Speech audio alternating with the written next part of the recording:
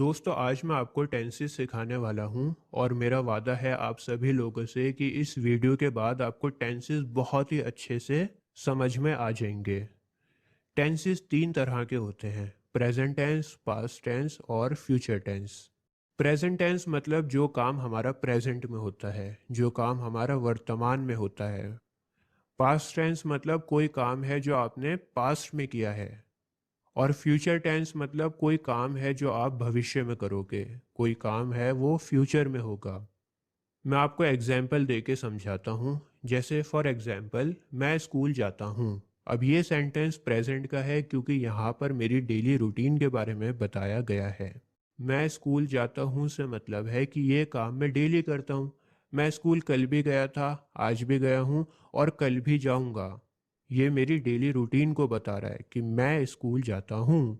अगर इसी सेंटेंस को मुझे पास्ट में कन्वर्ट करना हो तो मैं कहूँगा मैं स्कूल गया था। अब ये सेंटेंस मेरी पास्ट की एक्टिविटी को दिखा रहा है, तो ये सेंटेंस हुआ पास्ट का।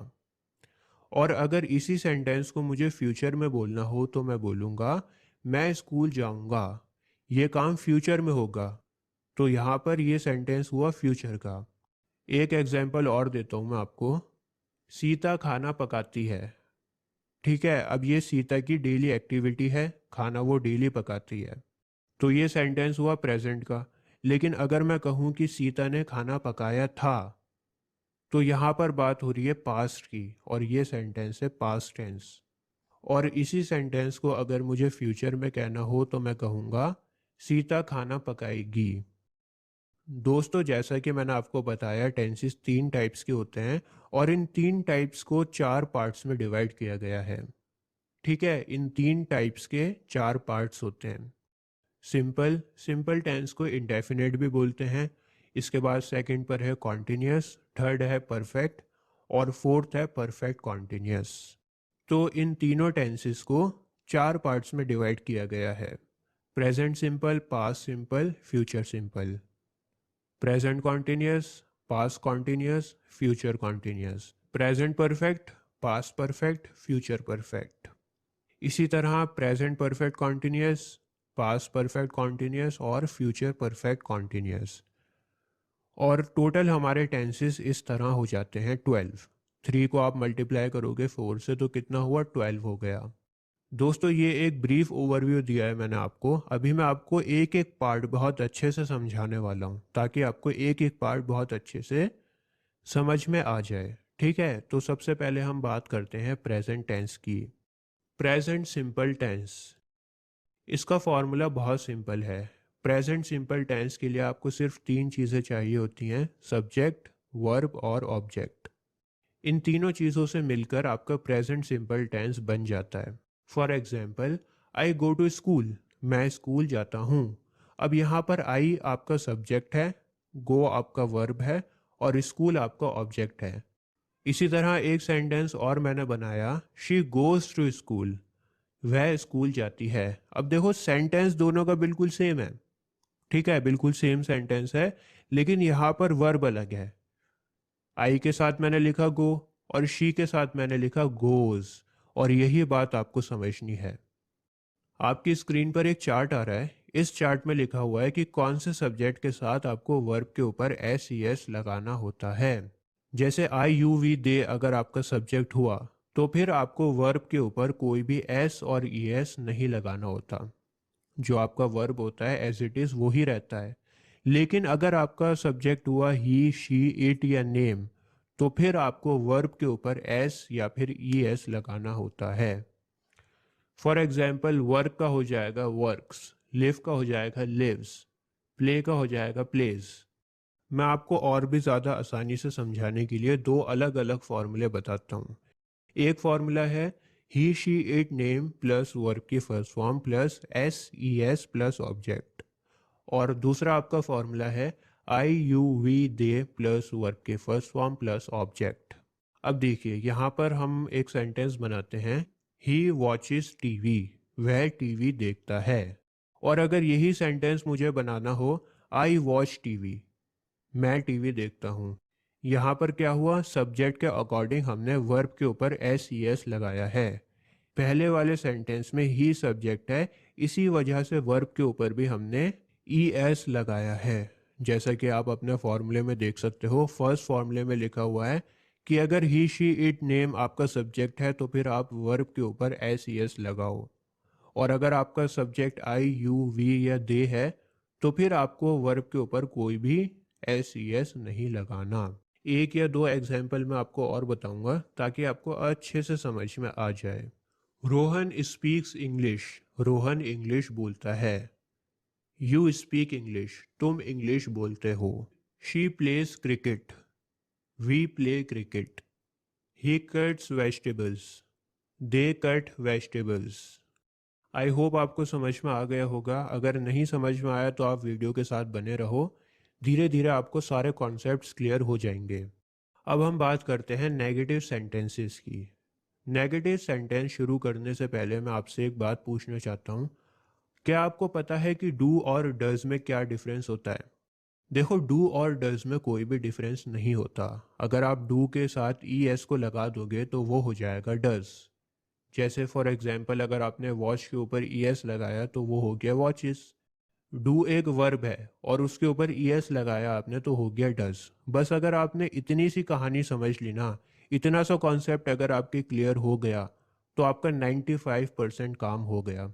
समझो 95% आपको समझ में आ गया। अब हम नेगेटिव सेंटेंस का फॉर्मूला देखते हैं। नेगेटिव सेंटेंस का फर्स्ट फॉर्मूला है he she it name plus does not plus verb की फर्स्ट फॉर्म प्लस ऑब्जेक्ट। और दूसरा फॉर्मूला है I you we they plus do not plus verb की फर्स्ट फॉर्म प्लस ऑब्जेक्ट। अब यहाँ पर आप थोड़ा सा ध्यान दो। ही शी इट नेम के साथ जो वर्ब लगा हुआ है वहाँ पर हमने कोई भी एस और ई एस को नहीं लगाया। क्यों नहीं लगाया? क्योंकि ई एस हमने ऑलरेडी डू के साथ लगा दिया है। डू को ई एस लगाकर हमने डस कर दिया, इसी वजह से वर्ब के ऊपर कोई भी ई एस लगाने की ज़रूरत नहीं है। कुछ सेंटेंसेस देख लेते हैं। He does not play cricket, वह क्रिकेट नहीं खेलता। आई डू नॉट प्ले क्रिकेट, मैं क्रिकेट नहीं खेलता। Ramesh does not work in the bank, Ramesh यहाँ पर सब्जेक्ट है, डज नॉट आपका हेल्पिंग वर्ब हो गया और वर्ब हुआ आपका वर्क और ऑब्जेक्ट हुआ इन द बैंक। ठीक है। और इसी तरह अगर आपने बनाया कि they do not work in the bank, वे बैंक में काम नहीं करते। She does not wear jeans, वह जीन्स नहीं पहनती। I do not wear jeans, मैं जीन्स नहीं पहनता। आई होप आपको समझ में आ रहा होगा। अब हम बात करते हैं इंटेरोगेटिव सेंटेंसेस की। इंटेरोगेटिव सेंटेंसेस वो कहलाते हैं जब हम किसी से सवाल पूछते हैं, जो क्वेश्चन मार्क वाले होते हैं, जो सेंटेंस क्या से शुरू होता है। ऐसे सेंटेंसेस में हमेशा आपको हेल्पिंग वर्ब से स्टार्टिंग करनी होती है, और यहाँ पर हमारा हेल्पिंग वर्ब है डू और डज। ठीक है।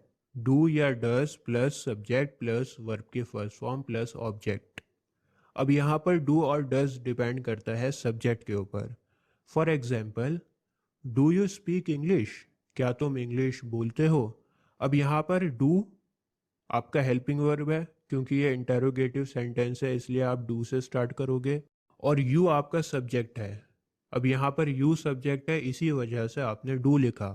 अगर यही सेंटेंस होता कि क्या वह इंग्लिश बोलती है, तो आप लिखते डज शी स्पीक इंग्लिश। अब यहाँ पर सब्जेक्ट क्या है? शी है, और इसी वजह से हमने ये वाला सेंटेंस स्टार्ट किया है डज से। बात आ रही है समझ में? डू और डज डिपेंड करेगा सब्जेक्ट के ऊपर। अगर आपका सब्जेक्ट ही शी इट या नेम है तो फिर आप सेंटेंस स्टार्ट करोगे डज से, और अगर आपका सब्जेक्ट आई यू वी या दे है तो फिर आप सेंटेंस स्टार्ट करोगे डू से। कुछ और एग्जाम्पल देखते हैं।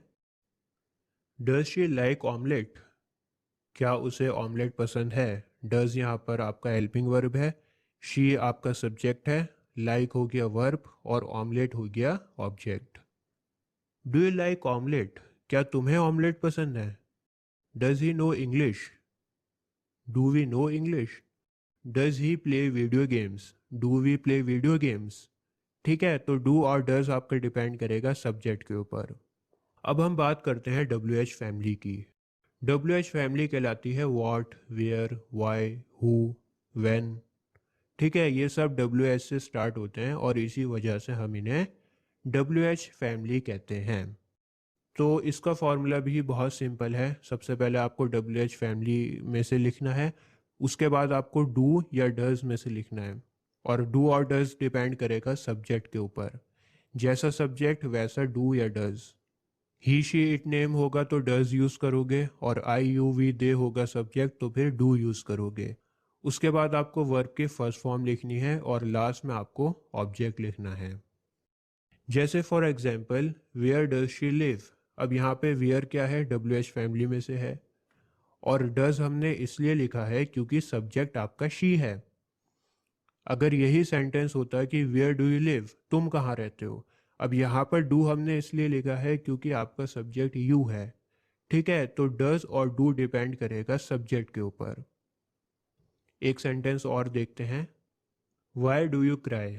वाई आपका WH फैमिली में से है, डू आपका हेल्पिंग वर्ब है, यू आपका सब्जेक्ट है, और क्राई आपकी वर्ब की फर्स्ट फॉर्म है, और इस सेंटेंस में कोई भी ऑब्जेक्ट नहीं है। ज़रूरी नहीं है कि आपके पास ऑब्जेक्ट भी हो, बिना ऑब्जेक्ट के भी आपका सेंटेंस बन सकता है। एक एग्जांपल और लेते हैं। व्हेन डू वी स्लीप, हम कब सोते हैं। चलिए, उम्मीद है आपको प्रेजेंट सिंपल टेंस समझ में आ गया होगा। अब हम बात करेंगे प्रेजेंट कॉन्टिन्यूस टेंस की। प्रेजेंट कॉन्टिन्यूस टेंस बहुत सिंपल होता है। ये वो सेंटेंसेस होते हैं जब हम कोई काम कॉन्टिन्यूसली करते हैं, जैसे मैं अभी बोल रहा हूँ और ये काम कॉन्टिन्यूस चल रहा है। प्रेजेंट कॉन्टिन्यूस टेंस को समझने से पहले आपको मैं बता दूं कि जब भी आपका सब्जेक्ट होगा ही शी इट या नेम, तो उसके साथ आप हेल्पिंग वर्ब यूज़ करोगे इज़। आई के साथ आप हेल्पिंग वर्ब यूज़ करोगे एम, और यू वी दे के साथ आप यूज़ करोगे आर। ठीक है, तो फॉर्मूला देख लेते हैं। सब्जेक्ट लिखोगे सबसे पहले, उसके बाद इज़, एम या आर, इन तीनों हेल्पिंग वर्ब में से कोई एक। और ये तीनों हेल्पिंग वर्ब डिपेंड करेंगे सब्जेक्ट के ऊपर। अगर आपका सब्जेक्ट होगा ही शी इट नेम, तो कौन सा हेल्पिंग वर्ब यूज़ करोगे, इज़ यूज़ करोगे। अगर आपका सब्जेक्ट होगा आई, तो फिर आप यूज़ करोगे एम। और अगर आपका सब्जेक्ट होगा यू वी दे, तो फिर आप यूज़ करोगे are.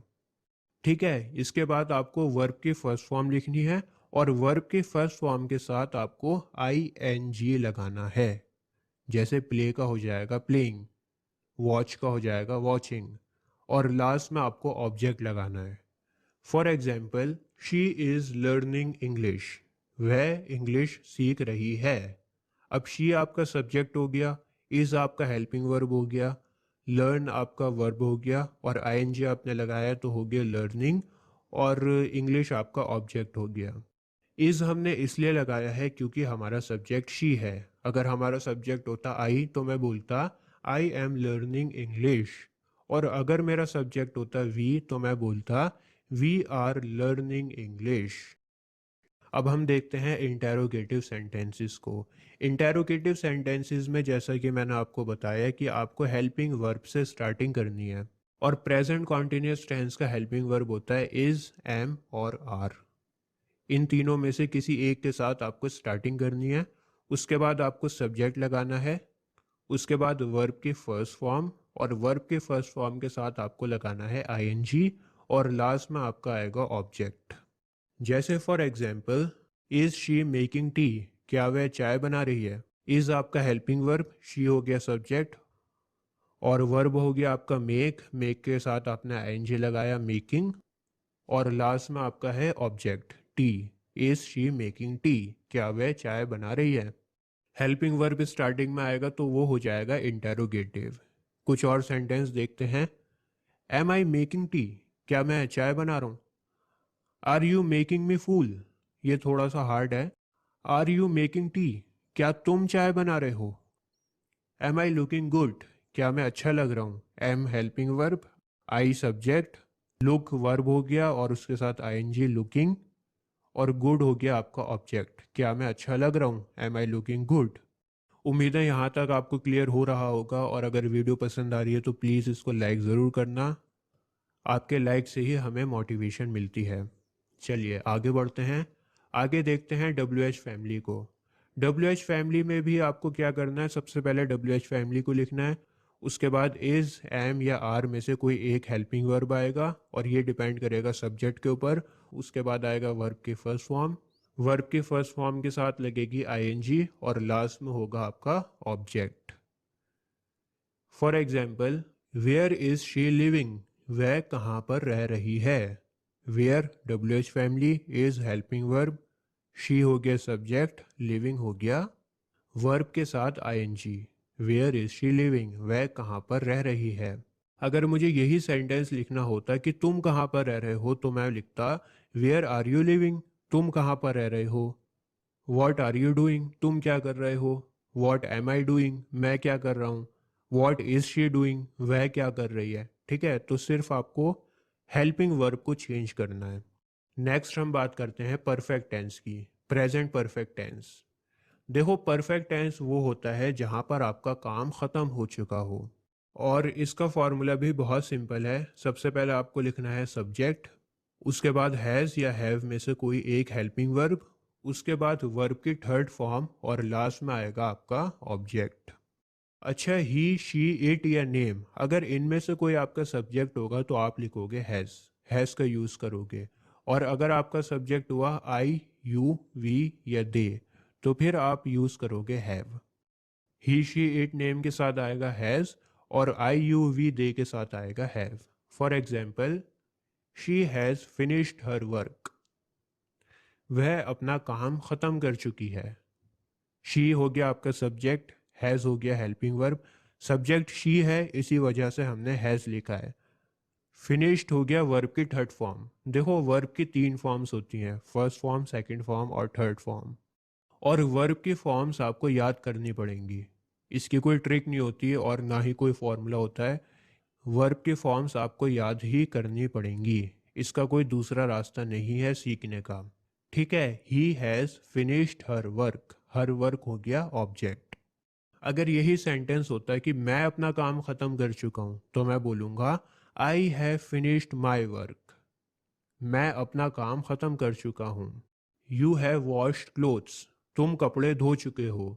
Ramesh has washed clothes, Ramesh कपड़े धो चुका है। तो यहाँ पर डिफरेंस हैज़ और हैव का है। चलिए, अब हम देखते हैं इंटेरोगेटिव सेंटेंसेस को। इंटेरोगेटिव में जैसा कि मैंने आपको बताया कि हेल्पिंग वर्ब से स्टार्टिंग होगी। हैज़ और हैव में से आप कोई एक लिखोगे और ये डिपेंड करेगा सब्जेक्ट के ऊपर, और सब्जेक्ट के बाद आएगा वर्ब की थर्ड फॉर्म और वर्ब की थर्ड फॉर्म के बाद लास्ट में आएगा object. For example, have you taken T, क्या तुम चाय पी चुके हो। हैव यू ड्रंक वाटर, क्या तुम पानी पी चुके हो। हैव हो गया हेल्पिंग वर्ब, यू हो गया आपका सब्जेक्ट, वर्ब की थर्ड फॉर्म हो गई ड्रंक, ड्रिंक की थर्ड फॉर्म होती है ड्रंक। ठीक है, और ऑब्जेक्ट हो गया आपका वाटर। अगर यही सेंटेंस मुझे लिखना हो कि क्या वह पानी पी चुकी, तो मैं लिखूंगा has she drunk water. Have we played cricket, क्या हम क्रिकेट खेल चुके। हैज शी प्लेड क्रिकेट, क्या वह क्रिकेट खेल चुकी। Has he written a letter, क्या वह खत लिख चुका। Have you written a letter, क्या तुम खत लिख चुके। चलिए, अब हम लास्ट में बात करेंगे WH फैमिली की। WH फैमिली के लिए भी वही सेम रूल है। सबसे पहले आपको WH फैमिली लिखनी है, उसके बाद हैज़ या हैव में से कोई एक हेल्पिंग वर्ब, उसके बाद आपको सब्जेक्ट लिखना है और सब्जेक्ट के बाद आएगी वर्ब की थर्ड फॉर्म और लास्ट में आएगा object. For example, why have you gone there, तुम वहाँ पर क्यों गए थे। वाई हो गई WH फैमिली, हैव हो गया हेल्पिंग वर्ब, यू हो गया सब्जेक्ट, गॉन हो गया वर्ब की थर्ड फॉर्म और देयर हो गया ऑब्जेक्ट। हैव यहाँ पर इसलिए लिखा गया है क्योंकि इसका सब्जेक्ट है you. Where has she gone, वह कहाँ जा चुकी है। Where has she gone. What have we done, हम क्या कर चुके हैं। चलिए, अब हम एक बार चार्ट के ऊपर दोबारा से पहुँचते हैं। देखिए, हम प्रेजेंट को कवर कर रहे हैं, तो हमने प्रेजेंट सिंपल पढ़ लिया, कॉन्टिन्यूस पढ़ लिया और परफेक्ट पढ़ लिया। अब लास्ट में हमारा बचता है present perfect continuous. Present perfect continuous भी बहुत ज़्यादा आसान होता है अगर इसको सही से समझा जाए तो। दोस्तों, प्रेजेंट परफेक्ट कॉन्टिन्यूस में वो सेंटेंसेस आते हैं जहाँ पर आपका काम पास्ट में शुरू हो चुका होता है और वो काम जो पास्ट में शुरू हुआ है वो प्रेजेंट में भी कॉन्टिन्यूस रहता है। जैसे फॉर एग्जांपल, मैं 1990 से दिल्ली में रह रहा हूँ। अब ये जो काम था ये 1990 में शुरू हुआ था। ठीक है, 1990 में ये काम शुरू हुआ था और अभी तक ये कॉन्टिन्यूसली चल रहा है। मैं अभी तक दिल्ली में रह रहा हूँ। इसी तरह एक और सेंटेंस है, सीता सुबह से खाना पका रही है। अब देखो, जो खाना पकाने का काम है वो सुबह शुरू हुआ था, पास्ट में शुरू हुआ था वो काम, लेकिन वो अभी तक चल रहा है। जो काम पास्ट में शुरू हुआ है लेकिन प्रेजेंट में कॉन्टिन्यूस है, उसी सेंटेंस को कहते हैं प्रेजेंट परफेक्ट कॉन्टिन्यूस। एक सेंटेंस और मैं आपको बता देता हूँ। हम लोग 10 घंटे से क्रिकेट खेल रहे हैं। तो यहाँ पर भी आप देखो, क्रिकेट खेलना कब शुरू हुआ? 10 घंटे पहले हुआ। 10 घंटे से हम लोग क्रिकेट खेल रहे हैं, इट मीन्स 10 घंटे पहले हमने क्रिकेट खेलना शुरू किया था और अभी तक हम लोग खेल रहे हैं। इसका फॉर्मूला थोड़ा बड़ा होता है लेकिन बहुत आसान होता है ये। इसका फॉर्मूला होता है, सबसे पहले आपको लिखना है सब्जेक्ट, उसके बाद हैज़ बीन या फिर हैव बीन, उसके बाद वर्ब के फर्स्ट फॉर्म आईएनजी के साथ, और ऑब्जेक्ट, ऑब्जेक्ट के बाद सिंस या फॉर, और लास्ट में आप लिखोगे टाइम। दोस्तों, हैज़ बीन और हैव बीन अगेन डिपेंड करता है सब्जेक्ट के ऊपर। अगर आपका सब्जेक्ट है ही, शी, इट या नेम, तो आप यूज़ करोगे हैज़ बीन, और अगर आपका सब्जेक्ट है आई, यू, वी या दे, तो फिर आप यूज़ करोगे हैव बीन। जैसे for example, I have been playing cricket for 10 days. I हो गया आपका सब्जेक्ट, हैव बीन हो गया हेल्पिंग वर्ब, प्ले हो गया वर्ब, वर्ब के ऊपर आईएनजी लगाया तो हो गया प्लेइंग, क्रिकेट हो गया ऑब्जेक्ट, सिंस और फॉर में से हमने लिखा फॉर, और लास्ट में हमने टाइम लिखा 10 डेज। मैं 10 दिन से क्रिकेट खेल रहा हूँ। अब मैं आपको बताता हूँ कि यहाँ पर मैंने फॉर को क्यों लिखा। आपको इसमें सिर्फ इतना समझना है कि कहाँ पर सिंस यूज़ होगा और कहाँ पर फॉर यूज़ होगा। दोस्तों, सिंस हम यूज़ करते हैं फिक्स टाइम के लिए, जैसे फॉर एग्जांपल 1996। अब 1996 जो है वो फिक्स टाइम है। अगर मैं आपसे कहूँ कि 2019 के बाद 1996 को ले आओ, तो क्या आप ला पाओगे? नहीं ला पाओगे। 1996 फिक्स्ड है। 1996 1995 के बाद आया है और 1997 से पहले आया है। उसको आप हिला नहीं सकते, वो फिक्स्ड है। इसी तरह मैंने कहा संडे। अब संडे भी फिक्स्ड है। संडे हमेशा सैटरडे के बाद आएगा और मंडे से पहले आएगा। अगर मैं आपसे कहूँ कि संडे को थर्सडे के बाद ले आओ, तो क्या आप ला पाओगे? कभी आज तक ऐसा हुआ है कि थर्सडे के बाद संडे आया हो? नहीं हुआ। तो संडे, मंडे, ट्यूसडे ये सब फिक्स्ड हैं। इसी तरह मॉर्निंग, इवनिंग या फिर नाइट, ये तीनों भी फिक्स्ड हैं। अगर मैं आपसे कहूँ कि रात के बाद आप इवनिंग को ले आओ, तो क्या ऐसा पॉसिबल है? नहीं पॉसिबल है। रात के बाद हमेशा सुबह होती है, मॉर्निंग होती है, और मॉर्निंग के बाद ही इवनिंग होती है। ये तीनों चीज़ें भी फिक्स्ड हैं। और इसी तरह हमारे मंथ्स भी हैं। जैसे फॉर एग्जांपल जनवरी। अगर मैं आपसे कहूँ कि अगस्त के बाद जनवरी को ले आओ, तो क्या आप ला पाओगे? नहीं ला पाओगे। तो ये सब क्या हुआ? ये हुआ फिक्स टाइम। अब देखते हैं फॉर को। फॉर यूज़ होता है नॉट फिक्स्ड, जो टाइम हमारा फिक्स नहीं होता। जैसे फॉर एग्जांपल 10 डेज। अब ये 10 डेज फिक्स नहीं है। ये 10 डेज किसी भी महीने के हो सकते हैं, किसी भी मौसम के हो सकते हैं। ये 10 डेज गर्मियों के भी हो सकते हैं, सर्दियों के भी हो सकते हैं, ठीक है, बरसात के भी हो सकते हैं। और ये 10 दिन आपके जनवरी के भी हो सकते हैं, मार्च के भी हो सकते हैं। आप मुझे बता थोड़ी सकते हो। ये नॉट फिक्स्ड हैं। ये किसी भी महीने के हो सकते हैं। इसी तरह अगर मैंने आपसे कहा कि 10 हफ्ते, 10 वीक्स, अब आप मुझे बता सकते हो कि ये 10 वीक्स कौन से हैं?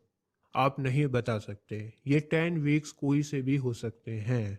जनवरी के भी हो सकते हैं, मार्च के भी हो सकते हैं, कहीं के भी हो सकते हैं।